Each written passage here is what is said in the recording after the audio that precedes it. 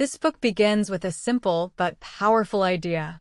Much of what we do every day is not the result of careful decisions. It is habit. From the moment we wake up, our brains are constantly looking for shortcuts. Instead of evaluating every small action from scratch, the brain turns repeated behaviors into automatic routines. That saves energy. It makes life manageable. But it also means we can end up living on autopilot, repeating patterns that help us or hurt us without even noticing. Charles Duhigg shows that habits are not just small personal routines like brushing your teeth or going for a run. Habits shape our work, our health, our relationships, our spending, and even the culture of organizations and societies. If you often procrastinate, overeat, check your phone every few minutes, or give up on goals too early, the issue may not be a lack of intelligence or motivation. The issue may be that you are running an old pattern. And the good news is that patterns can be changed. That is why this book matters. It gives language to something many people feel but cannot explain. Sometimes we know what we should do, yet we still repeat the wrong behavior. We promise ourselves that tomorrow will be different, but tomorrow looks suspiciously like yesterday. The reason is not that we are weak. It is that habits are built into the way the brain works. The core promise of the book is both practical and hopeful. If habits can be understood, they can be redesigned. We do not need to become perfect overnight.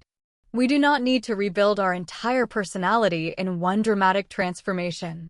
We need to understand how habits form, what triggers them, what reward keeps them alive, and how to replace destructive routines with better ones. For anyone interested in self-improvement, this is a huge shift. It moves the conversation away from guilt and toward systems. Instead of asking, "Why am I so lazy?" you begin asking, "What cue is triggering this behavior?" Instead of saying, "I just need more discipline," you ask, "What reward am I really chasing?" That change in perspective is powerful because it turns self-improvement into something observable and workable. The big lesson from the start of the book is this: your life is not shaped only by your intentions. It is shaped by your repeated actions. And your repeated actions are often habits. So if you want a better life, one of the smartest places to begin is with the invisible routines that quietly control your days. At the center of the book is the most important framework it offers, the habit loop. According to Duhigg, every habit follows a basic three-part pattern. First comes the cue. This is the trigger that tells your brain to go into automatic mode. Second comes the routine. This is the behavior itself, whether physical, mental, or emotional. Third comes the reward. This is the benefit your brain gets from completing the routine, and it is what teaches the brain to remember the loop for the future. This sounds simple, but it explains a surprising amount of human behavior. Imagine that every afternoon you suddenly feel restless and walk to the kitchen for a cookie. The cue might be the time of day or boredom or the need for a break. The routine is eating the cookie. The reward might not actually be the cookie itself. It might be the mental reset, the social interaction if coworkers are nearby, or just a moment of relief. Over time, this loop becomes automatic. You do not debate it. You simply do it. What makes this framework so useful is that it helps you stop seeing habits as random. They are structured. They follow a sequence. And once you can identify the sequence, you can begin to intervene. Most people fail at behavior change because they focus only on the routine. They try to force themselves to stop a behavior without understanding what starts it and what keeps it rewarding. That rarely lasts.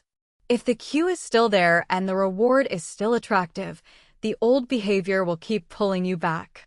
This is why habits feel stubborn. The brain likes efficiency. Once it learns that a certain cue leads to a routine that produces a satisfying reward, it stores that pattern. The next time the cue appears, the brain expects the reward. This expectation becomes a craving, and that craving drives the behavior. This means habits are not just about action. They are about anticipation. When the brain starts wanting the reward before the routine even begins, the pattern becomes deeply rooted. That is why phone notifications are so powerful. The cue is the sound or vibration. The routine is checking the screen. The reward is novelty, relief, attention, or stimulation. Repeat it enough times and your brain starts reaching for the phone almost before you consciously decide. The beauty of the habit loop is that it gives you a map. If the behavior keeps showing up in your life, do not just judge it. Study it. What is the cue? What exactly is the routine? What reward am I getting? That question alone can change everything, because once a habit becomes visible, it becomes much easier to change.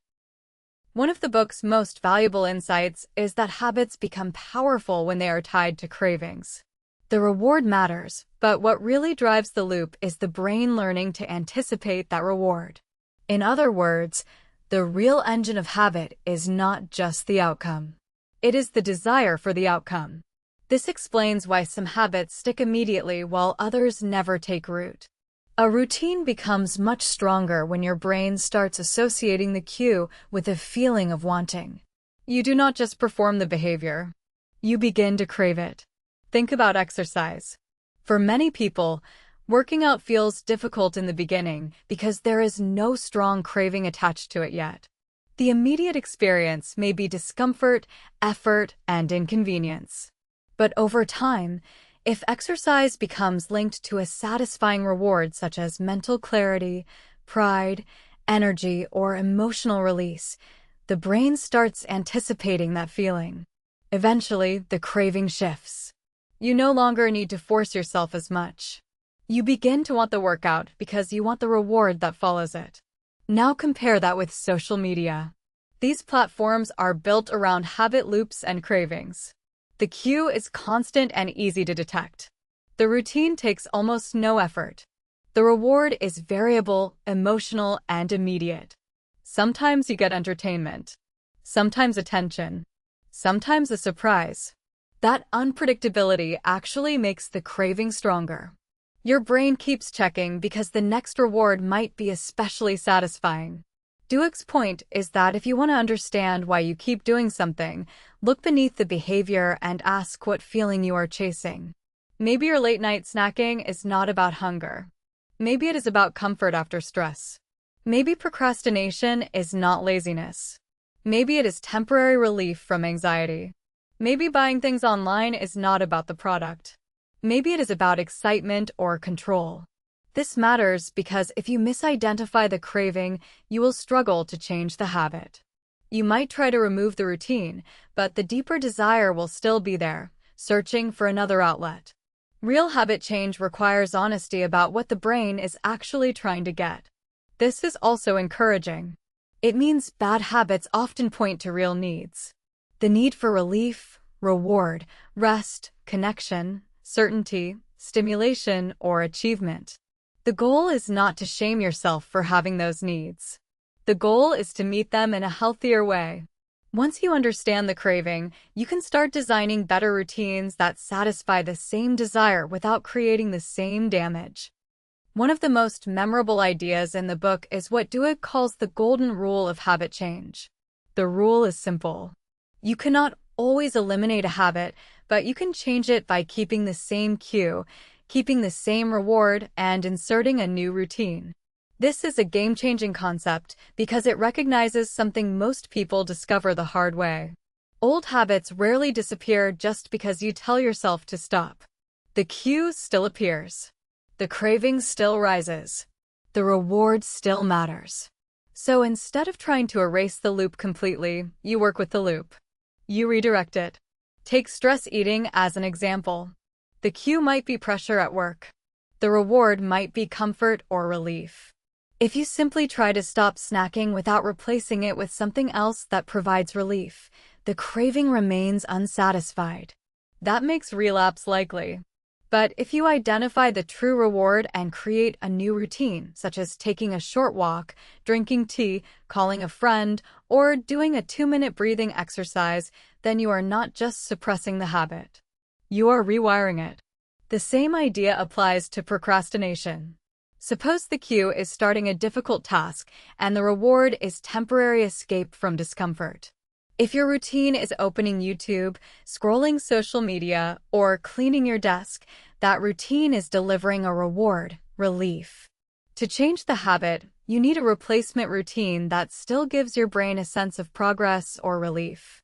That might mean working for 5 minutes only, breaking the task into a tiny first step, or using a timer to create a clear finish line. This rule is incredibly practical because it removes the fantasy of total resistance. Many people think change means becoming immune to temptation. But in real life, it usually means getting smarter about structure.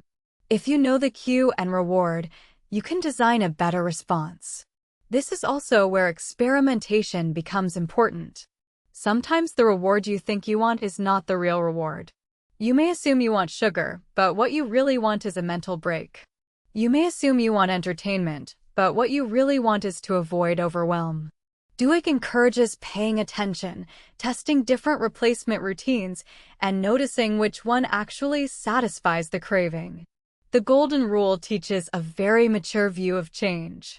It says that habits are not defeated through willpower alone. They are transformed through awareness, substitution, and repetition. That is a much more realistic and sustainable path.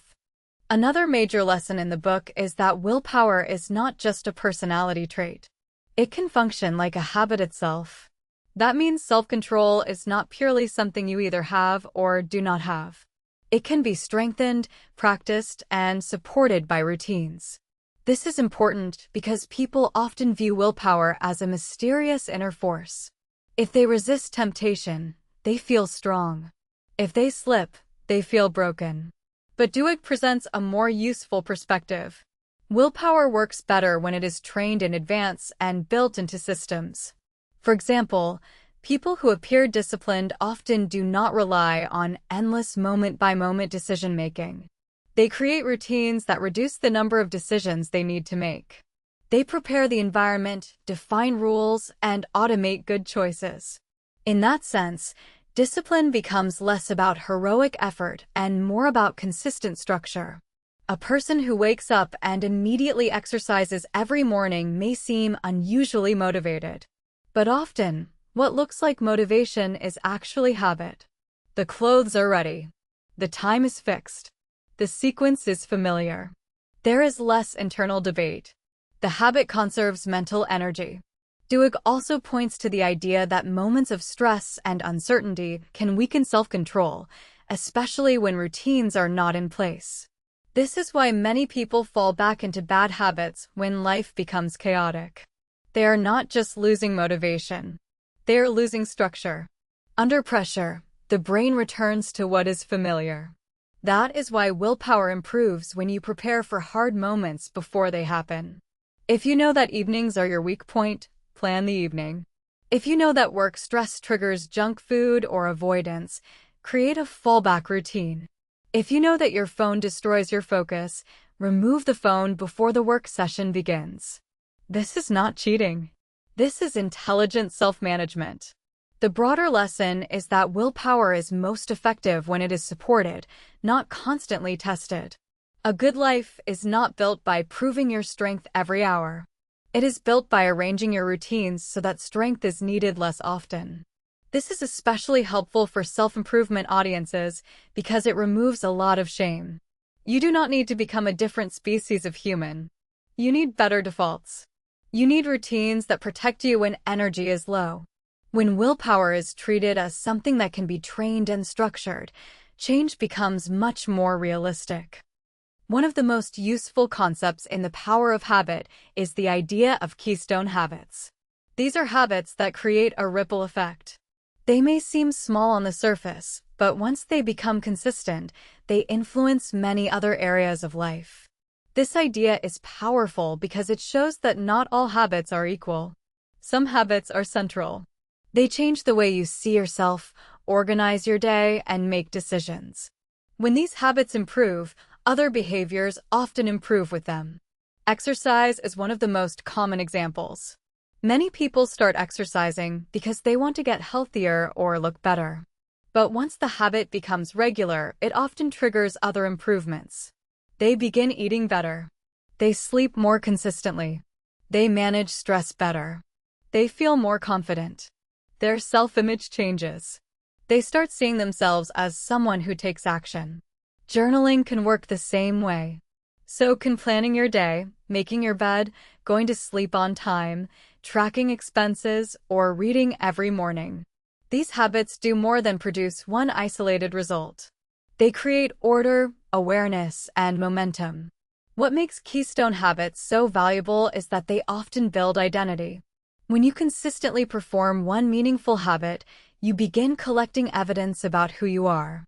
You stop thinking of yourself as someone who wants to be organized and start seeing yourself as someone who plans. You stop seeing yourself as someone who hopes to become healthier and start seeing yourself as someone who trains. That identity shift is crucial. Many people try to improve by attacking everything at once. They want better health, more focus, more money, better relationships, less distraction, and greater confidence all at the same time. But that usually leads to overwhelm. Keystone habits offer a smarter strategy. Instead of changing everything, change something foundational. Ask yourself this question. Which one habit, if done consistently, would naturally improve multiple areas of my life? Maybe it is a daily walk. Maybe it is writing tomorrow's top 3 priorities before bed. Maybe it is cooking at home. Maybe it is a fixed bedtime. The lesson here is simple but powerful. Big change does not always begin with a big action. Sometimes it begins with one habit that quietly reorganizes the rest of your life.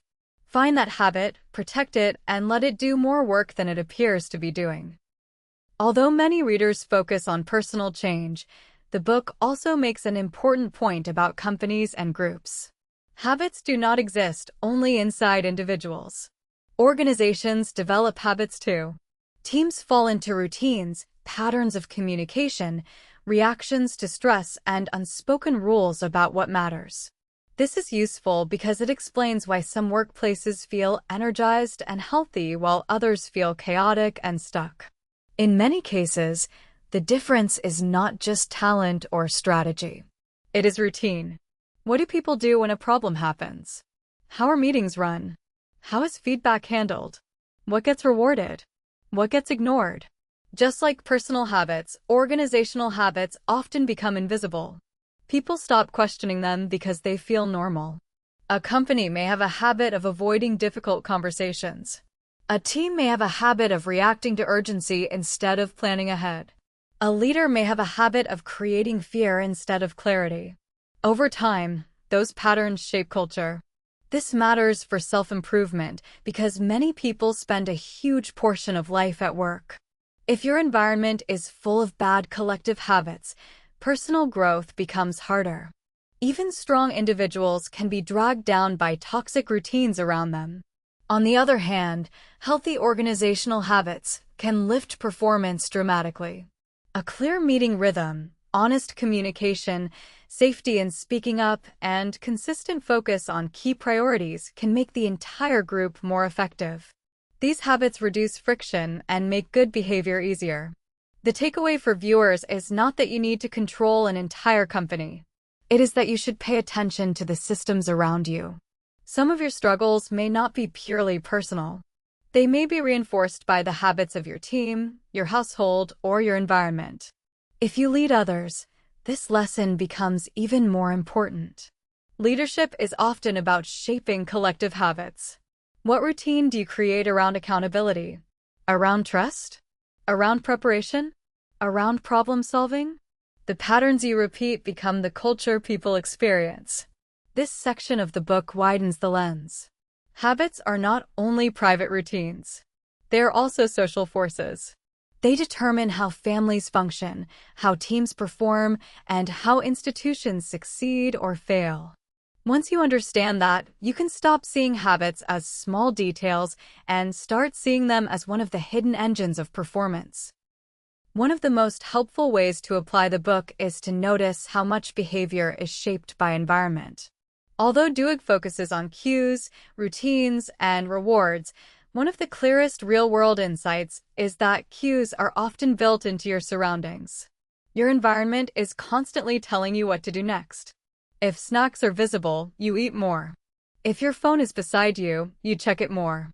If your running shoes are by the door, exercise becomes easier. If your workspace is cluttered, distraction becomes more likely. These small details matter because habits often begin before conscious thought catches up. This is why relying only on motivation is risky. Motivation rises and falls, but environment keeps speaking all day. It offers cues, temptations, friction, and reminders. If you ignore that, you are trying to win a structural battle with emotion alone. Smart habit change often means changing what is obvious, available, and easy. Want to read more? Put the book where your phone usually sits. Want to stop doom scrolling at night? Charge your phone in another room. Want to eat healthier? Prepare better food before hunger hits. Want to write consistently? Open the document before the session begins. Many people underestimate how much friction matters. A bad habit becomes weaker when it requires extra steps. A good habit becomes stronger when it becomes easier to start. This may sound basic, but it is one of the most effective principles in behavior change. The brain tends to move toward what is convenient and away from what feels costly. This also means that self-improvement is not only internal work. It is design work. You are not just changing your mind. You are shaping the world around you so that your best actions become more likely. That shift can be freeing. Instead of blaming yourself every time you fail, you start asking better questions. What in my environment is cueing this behavior? What am I making too easy? What am I making too hard? What could I remove, reduce, or rearrange? In practice, this makes change feel less dramatic and more intelligent. You stop fighting every battle in real time. You begin winning before the moment even arrives. That is one of the quiet superpowers of understanding habits. As the book moves deeper, it becomes clear that habit change is not just mechanical. It also involves belief. People are more likely to sustain change when they believe change is possible and when they begin to see themselves differently. This is a subtle but essential point. You can understand the habit loop intellectually and still struggle to change if you feel defeated inside. If part of you believes, "This is just who I am," then every setback feels like proof. But if you begin to believe, "This pattern can be changed," then setbacks become part of the process rather than a final verdict.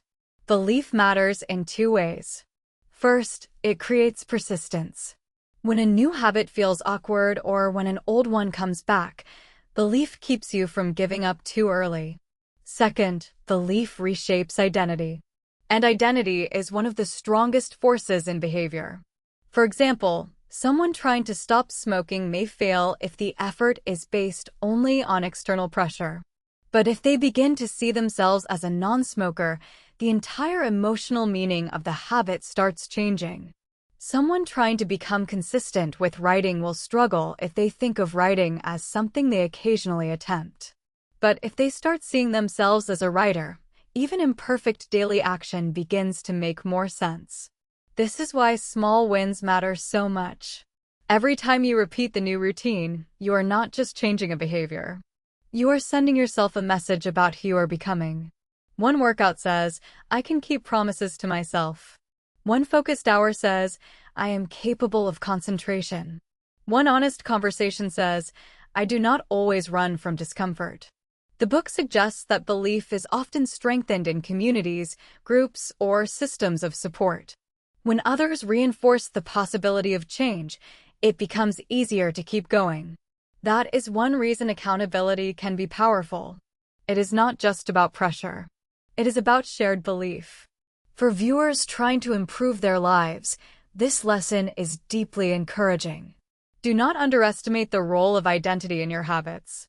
The more your routines line up with the person you want to be, the more natural they become. And the more evidence you collect, the stronger that identity gets. Change becomes sustainable when it is no longer just something you do. It becomes part of who you believe you are. So how do you actually use all of this in everyday life? The book gives a framework, but the real value comes from applying it simply and consistently. Step 1 is to identify the routine. Be specific. What exactly are you doing? Not just, I get distracted, but I open social media when I should be working. Not just, I eat badly, but I order junk food after stressful afternoons. Step 2 is to identify the cue. Common cues include time of day, location, emotional state, other people, or what happened immediately before the behavior. You want to become a detective here. What keeps showing up right before the habit begins? Step 3 is to identify the reward. This takes experimentation. Ask yourself what the behavior is really giving you. Relief? Comfort? Energy? Entertainment? Escape? Social connection? A sense of completion? Step 4 is to create a replacement routine. Keep the cue. Aim for the same reward. Change the action. If the reward is a break, take a walk instead of eating sugar. If the reward is stimulation, try music or movement instead of mindless scrolling. If the reward is relief, use breathing, journaling, or a short reset ritual. Step 5 is to make the new routine easy to start. Reduce friction. Prepare in advance. Put the cue in place if needed. Remove obstacles that make the new habit harder than the old one. Step 6 is to repeat it enough times that the loop becomes familiar. This is where patience matters. Habits do not become strong because you do them once. They become strong because you repeat them when the cue appears. And step 7 is to expect imperfection. Missing once does not destroy the habit. The danger is not one failure. The danger is turning one failure into a story about who you are. When you slip, return to the loop. What was the cue? What reward was I chasing? What routine could I use next time? This process is simple, but it works because it matches reality. It does not depend on waiting until you feel perfect. It depends on paying attention and practicing a better response. The deeper lesson is that change is rarely dramatic in the beginning. It often looks small, repetitive, and almost boring. But those repetitions are exactly what create long-term transformation. If you respect the process, the results eventually start to look bigger than the actions that created them. When you step back from all the examples and stories in the book, a few major lessons stand out. First, habits are powerful because they automate behavior. They reduce thinking and conserve energy, but they also make patterns difficult to notice. That is why so much of life can improve or decline based on routines that feel ordinary. Second, every habit follows a loop: cue, routine, reward. If you want to change a behavior, you need to understand that loop instead of only attacking the behavior itself. Third, cravings are what make habits stick. The brain learns to anticipate the reward, and that anticipation drives action. If you want lasting change, you need to understand what need or desire is actually being satisfied. Fourth, the best way to change a habit is usually not to erase it, but to replace the routine while keeping the cue and reward connected. That is the golden rule of habit change. Fifth, willpower works best when it is trained and supported by systems. Structure beats constant self-negotiation. Good routines protect you when energy is low. Sixth, keystone habits can create ripple effects across life. Focus on a habit that influences multiple areas rather than trying to fix everything at once. Seventh, environment matters more than most people realize. The things around you cue your behavior constantly. If you redesign the environment, you make change easier. And finally, belief matters. Sustainable habit change often depends on identity. The more your actions support a new view of yourself, the more natural the change becomes. These lessons are simple enough to understand, but powerful enough to reshape a life. That is why this book remains so valuable. It does not sell fantasy. It explains behavior. And once behavior becomes understandable, improvement becomes practical. The lasting message of The Power of Habit is that success is often less about intense bursts of motivation and more about repeated patterns. We like to imagine that change comes from one huge decision, one perfect morning, one moment of total discipline. But in reality, life is usually built by loops. The routines you repeat become the results you live with. The thoughts you act on become the identity you carry. The cues you allow into your environment shape the behavior that follows. If nothing changes in the system, the same patterns usually keep returning. That is why this book feels so empowering. It gives you a way to stop treating self-improvement like a mystery. You do not need to wait for a new personality. You need to study the loop, change the routine, shape the environment, and repeat the better choice until it becomes natural. And perhaps most importantly, the book reminds us that change can begin small. You do not need to rebuild your whole life this week. You need to identify one pattern that matters, understand how it works, and begin replacing it with something better. One cue, one routine, one reward, one repeated shift. Over time, those small shifts become identity. Identity becomes lifestyle. Lifestyle becomes destiny. So if this book leaves you with one challenge, it is this. Look closely at one habit that has been quietly shaping your life. Do not judge it too quickly. Understand it. Then redesign it.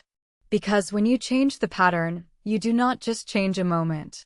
You change the direction of your life. That is the real power of habit.